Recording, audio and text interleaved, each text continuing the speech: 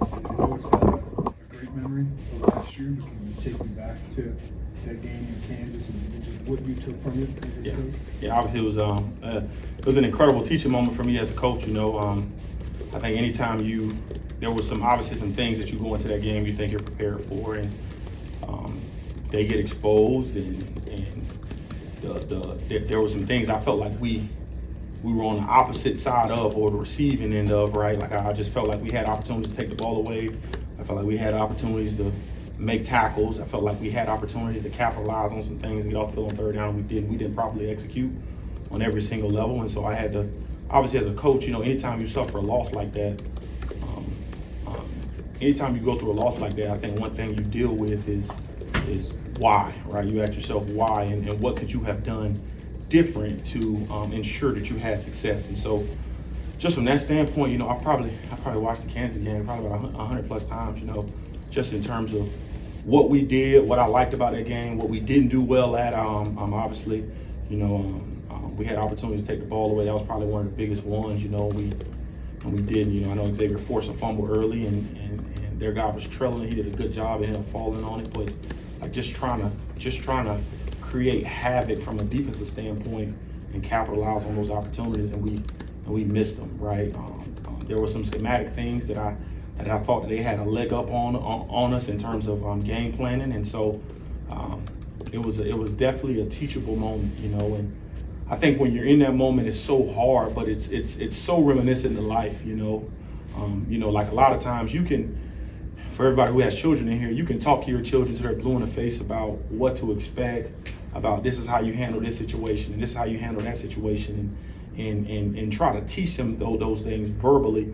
But it's not truly until they go through it that they fully understand it, And so I think for me, being in that moment, truly fully understanding the moment I was in last year and being able to grow from that, and our players being able to grow from it, is probably one of the biggest things for me as a coach that I've probably learned over my time here at the University of Illinois. Anticipate anything different about them with the new coordinator? Yeah, obviously they do have a new offensive coordinator, right? He does a great job, Grimes. He does a tremendous job in what he does for them offensively. Obviously he was at Baylor the year before.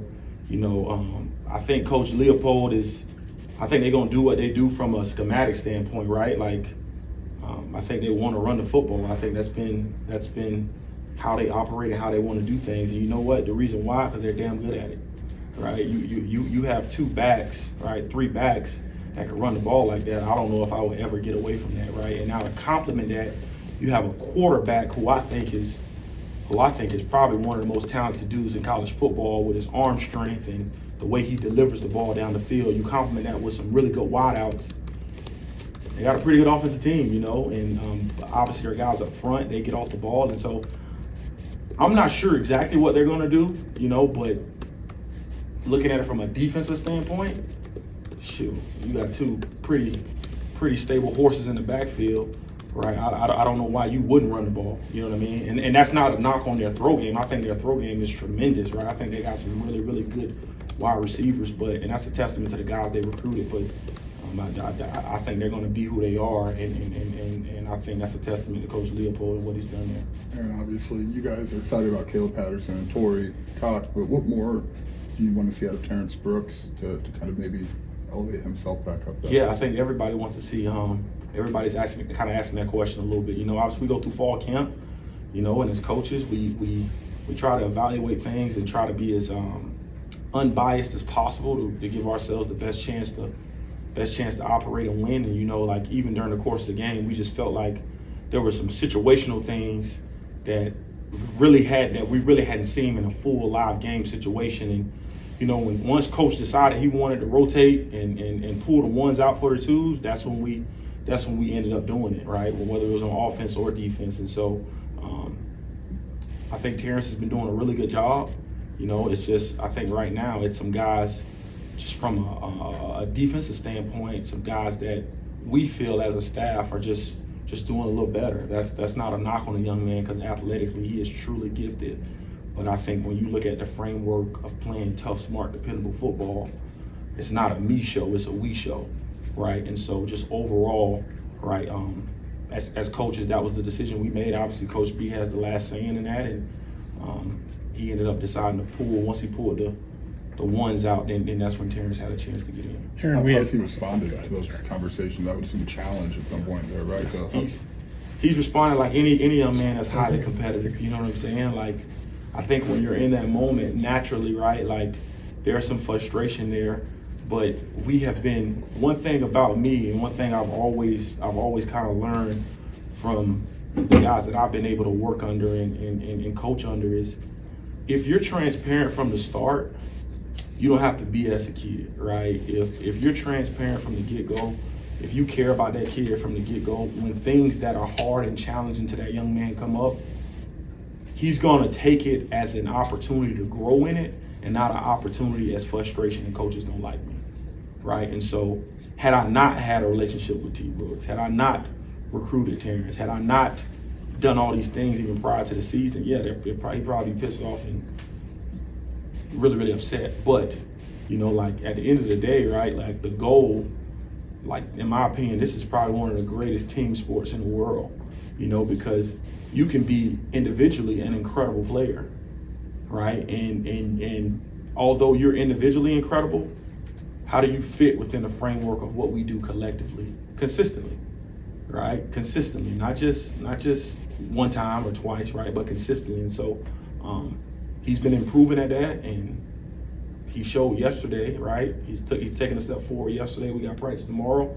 And so the more we keep doing that, I think he's going to be in a great situation. You used Gabe Akis in a variety of ways. What have you seen from his growth where you feel good about him learning two different positions? Yeah, you saw that, huh? Moving around a little bit. Yeah. I think that you know, we you know, coach is always telling us, like, how can we put players in the best position to be successful, right? And I think for Gabe, like that transition from outside to inside is so seamless for him, right? And I know we didn't have a ton of sacks. Well, you know, they were the quarterback typically delivered the ball around 3 seconds. Well, against us, it was at 2, right? And for my people who like to keep time, that is significantly different in the throw game when that occurs, right?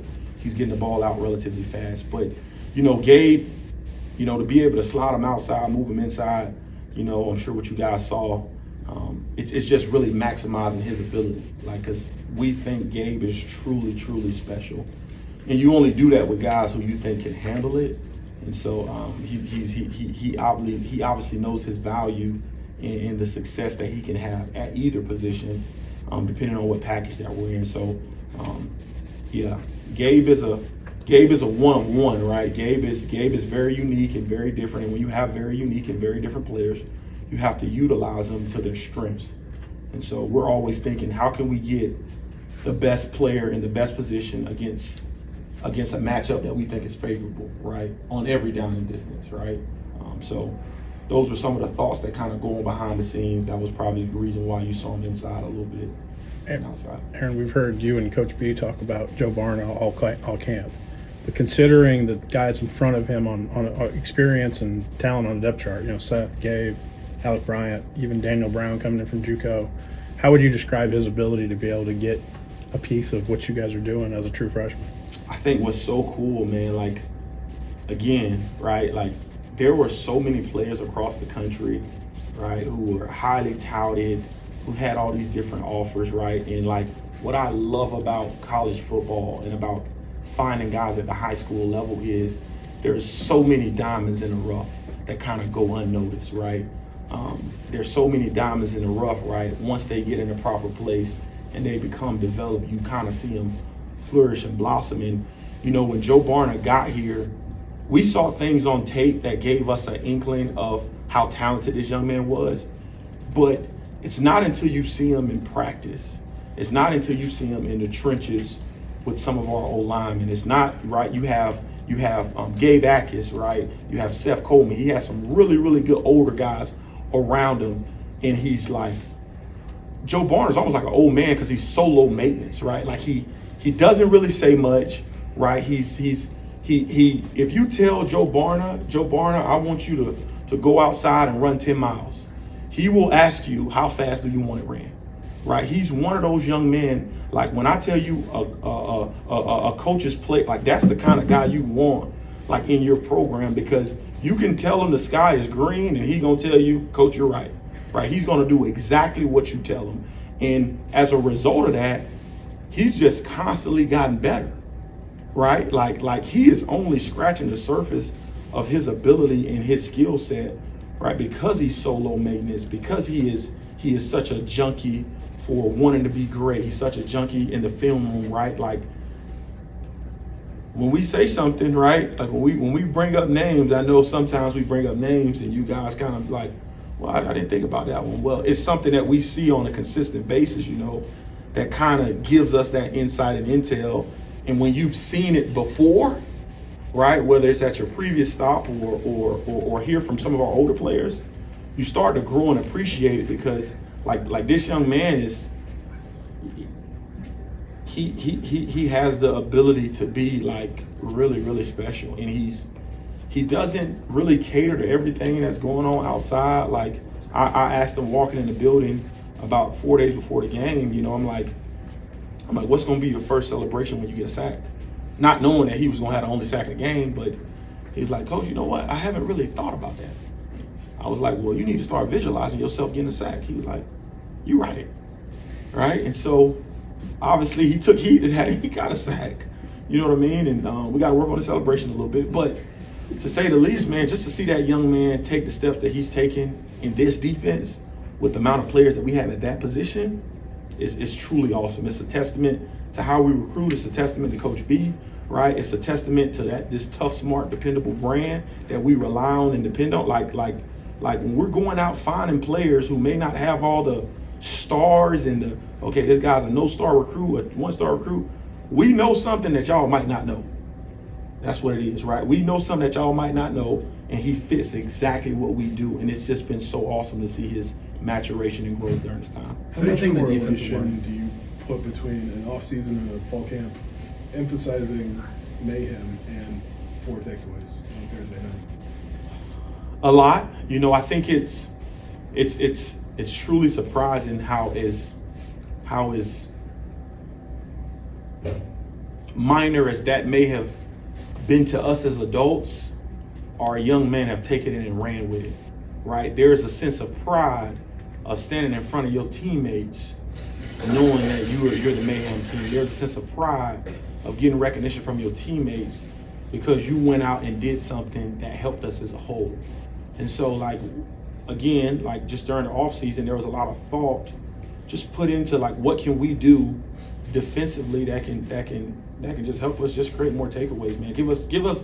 We know on any team you're on, if you create more takeaways and give your offense more times to score, complementary football, the chances of you winning heighten. Like that's common sense. Like that's football 101. And so there is no number, there is no goal. Our goal is to go out there and try to get as many as we can. And so, like my grandmother always said, you get what you emphasize. And there's been a major emphasis on that, starting from spring ball of last year to fall camp to now.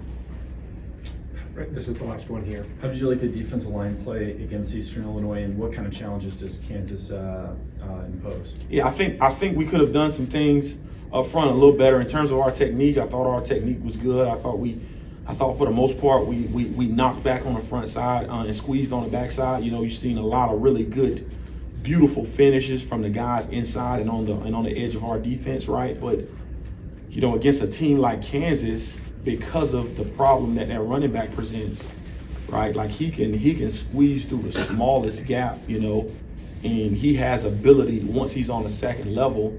You know, he is so dynamic, you know, and so it's going to be a real emphasis for us moving forward, right? Not just against Eastern Illinois, but moving forward from Kansas and on.